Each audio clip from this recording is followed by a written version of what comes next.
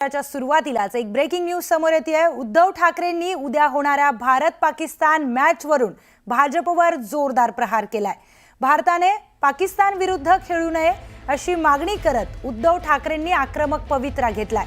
देशभक्तीचा व्यापार केला जातोय, देशापेक्षा व्यापार महत्त्वाचा वाटतोय का, असा थेट सवाल उद्धव ठाकरेंनी उपस्थित केलाय। अजूनही पहलगाम येथे झालेल्या दहशतवादी हल्ल्याचे जखमांचे घाव भरलेले नाहीत। त्या हल्ल्यातील शहीद जवानांचं रक्त अजूनही सुकलेलं नाही। एकीकडे जवान शहीद होतात तर दुसरीकडे आपण क्रिकेट खेळायचं का, असा सवाल ठाकरेंनी उपस्थित केलाय। दरम्यान भारत पाकिस्तान मॅच बाबतच्या ठाकरेंच्या भूमिकेवरून भाजप नेत्यांनी पलटवार करत पाकिस्तानचा माजी क्रिकेटपटू जावेद मियादाद आणि बाळासाहेब ठाकरे यांच्यामध्ये मातोश्रीवर झालेल्या भेटीचा संदर्भ देत शिवसेनेवर टीका केली होती। यावरून देखील उद्धव ठाकरे यांनी पत्रकार परिषदेतून भाजपवर जोरदार हल्लाबोल केलाय।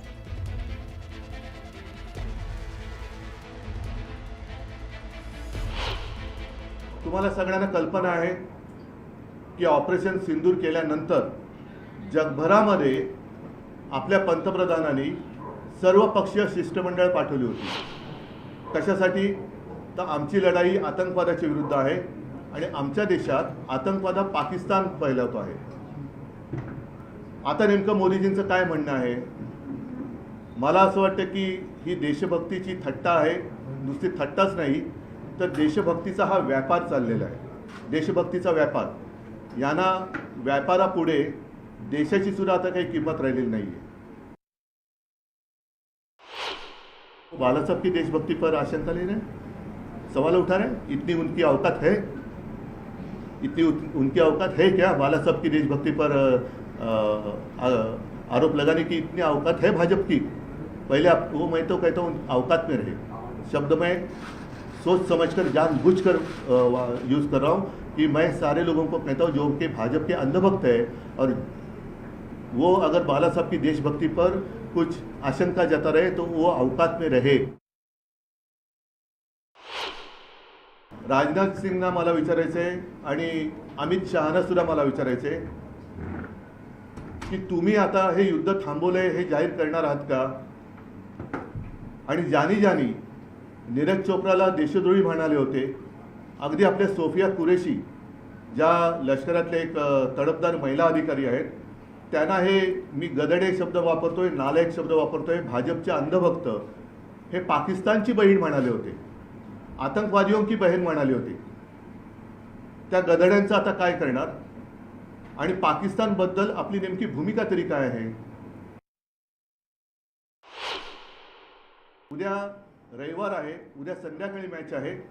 उद्या सकाळी साधारणतः 11च्या सुमारास राज्यभर शिवसेनेच्या महिला आघाडीतल्या सगळ्या कार्यकर्त्या या मोठ्या चौकात जमतील आणि एक मोठ्या डब्यात सगळ्या जणी सिंदुराच्या पुढे त्याच्यात टाकतील आणि हे सगळे डबे राज्यभरातून मोदींना त्यांच्या पंतप्रधान कार्यालयामध्ये नजीकच्या पोस्ट ऑफिसमधनं, कारण त्याच्यात खाजगी कुरिअर नेते जात नाही, त्याच्यामुळे ते जे काय अधिकृत मार्ग असेल त्या अधिकृत मार्गाने पंतप्रधान मोदींना हर घर से सिंदूर आता उद्या आम्ही पाठवणार आहोत। जावेद मियादाद इकडे आले होते किंवा आला होता, त्याला तोंडावरती ठामपणाने बाळासाहेबांनी सांगितलं होतं, हिंदू हृदय सम्राटांनी सांगितलं होतं की हे सगळा फालतूपणा बंद कर।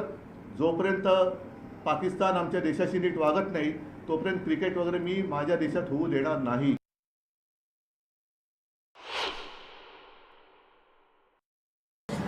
मल्टीनेशनल टूर्नामेंट जहां पर एसीसी या आईसीसी करवाती है, वहां पे किसी भी देश के लिए मजबूरी या जरूरी हो जाता है भाग लेना।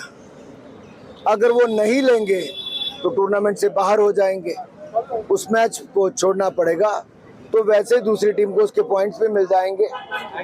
तो इसकी बजाय जो आपकी प्रतिबद्धता है, चाहे कोई भी खेल है, उसमें मल्टीनेशनल टूर्नामेंट में आपको खेलना ही पड़ता है।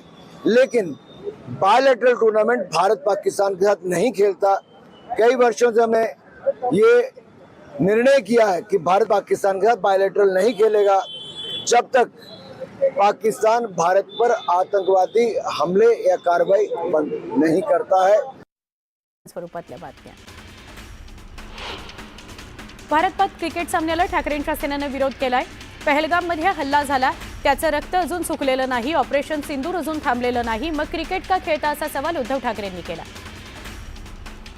देशभक्तीची थट्टा सुरू असून देशभक्तीचा व्यापार केला जातोय असा आरोप उद्धव ठाकरेंनी केला. तुम्ही म्हणाल तेव्हा पाकिस्तान मुर्दाबाद म्हणायचं का? राजनाथ सिंग आता ऑपरेशन सिंदूर थांबवल्याची घोषणा करणार का, असा सवाल उद्धव ठाकरेंनी केला.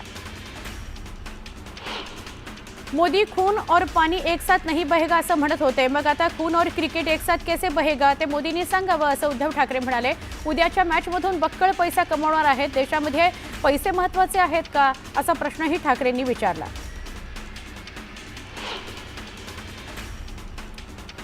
जवान शहीद होणार, आपण क्रिकेट खेळणार हे योग्य नाही. भारताला एका मॅचवर बहिष्कार टाकायला काय जात आहे, असा प्रश्न उद्धव ठाकरेंनी विचारला. अंगात देशभक्ती भिनली पाहिजे. टीव्हीवर मॅच पाहायची की नाही हे लोकांनी आता ठरवायला लागेल, असं ठाकरे म्हणाले.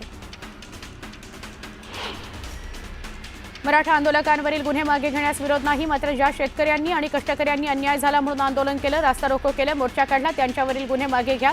सगळ्यांसाठीच हा नियम लागू करा, अशी मागणी छगन भुजबळांनी केली.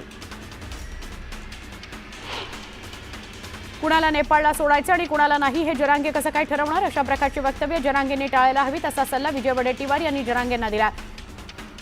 भुजबळ आणि जरांगेंनी वैयक्तिक टीका टाळावी, असं वडेट्टीवार म्हणाले. ओबीसीतून आरक्षण मिळावं हा जरांगे पाटलांचा हट्ट बालिशपणाचा आहे. त्यामुळे जे आर्थिक, सामाजिक आणि शैक्षणिकदृष्ट्या मागासलेपण आहे त्या मराठ्यांना आरक्षण मिळायला हवं, मात्र ओबीसींच्या कोट्यातून सरसकट मराठ्यांना आरक्षण मिळू नये, अशी भूमिका ओबीसी नेते माजी महापौर राजीव पाटील यांनी मांडली.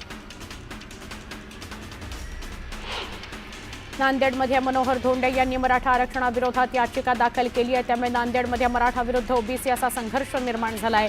त्यामुळे धोंडे यांच्या संस्थेच्या आश्रमशाळेतून आपल्या मुलांना टीसी काढण्याकरता तब्बल 21 मराठा पालकांनी अर्ज केलेला आहे. पंतप्रधान नरेंद्र मोदींच्या आईच्या अपमानाच्या निषेधार्थ भाजपनं आंदोलन पुकारलं. काँग्रेस विरोधात भाजपनं जोरदार घोषणाबाजी केली. एआय टेक्नॉलॉजीमधून बनवलेल्या मोदींच्या आईच्या व्हिडिओवरून भाजपनं संताप व्यक्त केला. पंतप्रधान मोदींच्या आईबद्दल काँग्रेस पदाधिकाऱ्यांनं अपशब्द वापरला. उल्हासनगर शहरातील भाजप पदाधिकारी त्यामुळे आक्रमक झाले. यावेळी त्यांनी उल्हासनगरमध्ये राहुल गांधींविरोधात निदर्शनं केली. कुणाला काम द्यावं याकरता अधिकाऱ्यांवर राजकीय दबाव असतो, मात्र त्यातूनही मार्ग काढता येऊ शकतो. बांधकाम क्षेत्रामध्ये गुणवत्तापूर्ण दृष्टिकोन बाळगून कमी बांधकाम खर्चात अत्याधुनिक सेवा देत तडजोड न करता चांगलं बांधकाम करायला हवं, असं नितीन गडकरी म्हणाले. करमाळ्यामध्ये केम इथल्या जुन्या पोस्टजवळ घरावरून लावलेली मोटरसायकल चोरीला नेल्याची घटना घडली आहे. या प्रकरणी पोलिसांनी अज्ञाताविरोधात गुन्हा दाखल केला. याचं सीसीटीव्ही फुटेज समोर आलंय. भुसावळ इथल्या दीपनगर इथं भरधाव दुचाकी स्वारानं पादचारी तरुणाला धडक दिली. या अपघातात पादचारी तरुण जागीच ठार झाला. या प्रकरणी दुचाकी स्वारावर गुन्हा दाखल करून त्याला अटक करण्याची मागणी करण्यात आली. बीडच्या परळीतून एक धक्कादायक प्रकार समोर आलाय. परळी तालुक्यातील डाबी इथं पतीनं पत्नीवर धारधार चाकूनं वार करत तिची हत्या केली. पतीनं घटनास्थळावरून पळ काढला, तर 3 वर्षांपूर्वीही या आरोपीनं महिलेला जबर मारहाण केली होती. या प्रकरणी पोलिसांकडून तपास सुरू आहे. राज्य उत्पादन शुल्क मुंबई उपनगर विभागानं गुप्त माहितीनुसार कारवाई केली. टेम्पो अडवून 12,51,00,000चा भेसळयुक्त मद्यसाठा जप्त करण्यात आला. या कारवाईत पोलिसांनी 4 आरोपींना अटक केली. 5 दिवसांची एक्साईज कस्टडी दिली. वसईच्या फादरवाडी रेंज नाका इथं पोलिसांनी कारवाई करत तब्बल 2 किलो 11 ग्रॅमचं ड्रग्ज जप्त केलं. कारसह मोबाईल असा एकूण 8 कोटी 10 लाखांचा मुद्देमाल जप्त करण्यात आला. या प्रकरणी पोलिसांनी 3 आरोपींना अटक केलेली आहे. चंद्रपूर जिल्ह्याच्या बल्लारपूर या तालुक्यातील गांधी चौकाजवळ जुन्या घराचा रस्त्याकडील भाग कोसळला. गोंधळ निर्माण झाला. घटनेत 2 मुली थोडक्यात बचावल्या. हा सगळा प्रकार सीसीटीव्हीत कैद झाला. नागपूरमध्ये सुरू असलेल्या विकास कामांमध्ये धक्कादायक घटना समोर आली. कमाल टॉकीज चौक ते दिघोरी चौक उड्डाणपुलाच्या बांधकामादरम्यान अशोक चौक इथल्या गोल राऊंड पुलाचा काही भाग थेट एका व्यक्तीच्या घराच्या बाल्कनीत शिरला. याला नेमकं जबाबदार कोण, असा प्रश्न उपस्थित होतोय. पुण्यापाठोपाठ कोल्हापुरातही टोळी युद्ध भडकण्याची भीती वर्तवली जाते. कोल्हापूरच्या फुलेवाडीत एका तरुणाची निर्घृण हत्या करण्यात आली. 7 ते 8 जणांच्या टोळक्यानं महेंद्र राख या हद्दपारीची शिक्षा संपून आलेल्या आरोपीची कोल्हापुरात येताच हत्या केली. छत्रपती संभाजीनगरमध्ये मोंढा नाका परिसरातील उड्डाणपुलाजवळ 2 महिलांमध्ये चांगलीच फ्रीस्टाईल हाणामारी झाली। दोन्ही महिलांनी प्रचंड प्रमाणात मद्यप्राशन केलं होतं। या प्रकरणी पोलीस ठाण्यात गुन्हा दाखल करण्यात आलेला आहे। बुलडाणा जिल्ह्यातील जळगाव जामोद नगरपालिका बांधकाम अभियंत्याला ठाकरे गटाचे जिल्हा प्रमुख गजानन वाघ यांचे बंधू माणिक वाघ यांच्याकडून मारहाण करण्यात आली। मारहाण करणाऱ्या माणिक वाघ यांच्या विरोधात महापालिका अभियंता रवी पारसकर यांनी जळगाव जामोद पोलिसात तक्रार दाखल केली आहे। जळगावच्या गौताळा अभयारण्यातील मृतदेहाचं गूढ अखेर उलगडलंय। जिवलग मित्रानंच मित्राची हत्या केली। गुन्हेगारी आणि व्यसनामुळे बदनामी होऊ नये म्हणून कुऱ्हाडीनं वार करत मित्राचं शिर धडापासून वेगळं करण्यात आलं। कल्याणमध्ये ज्यूपीडिया नावानं एक कथित कंपनी आपलं कार्यालय थाटताना दिसते। या कंपनीच्या माध्यमातून भामट्यांनी ऑनलाईन टास्कमध्ये गुंतवणूक करत जादा पैशाचं अमिष दाखवत अनेकांची फसवणूक केली आहे। एका गुंतवणूकदाराला कोट्यवधींचा गंडा घातलाय।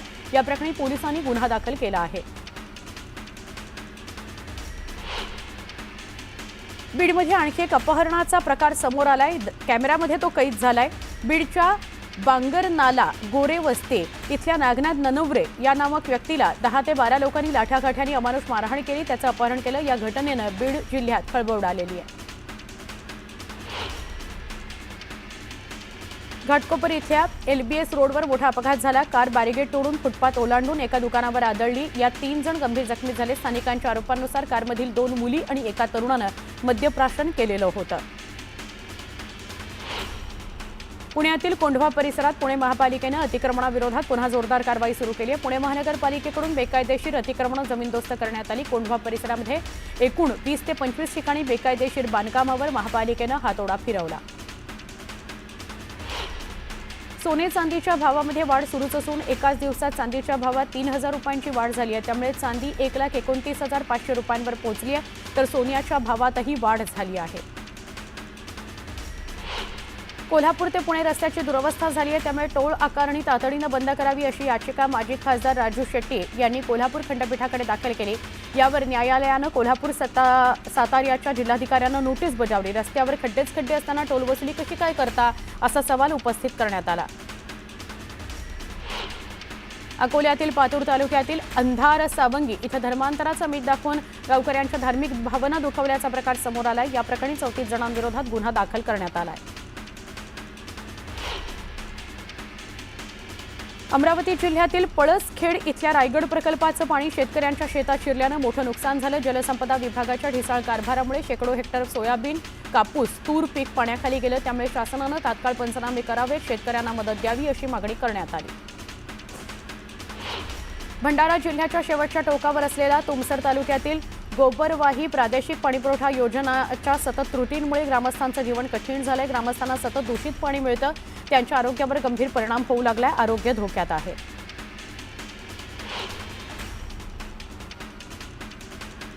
आंबेगाव तालुक्यातील मनसर इथं दर्ग्याखाली सापडलेलं भुयार आणि दर्ग्याच्या बांधकामासंदर्भात उद्भवलेला वाद अजूनही शांत झालेला नाही। त्यामुळे दर्गा परिसरात पोलिसांनी जमावबंदी लागू केलेली आहे।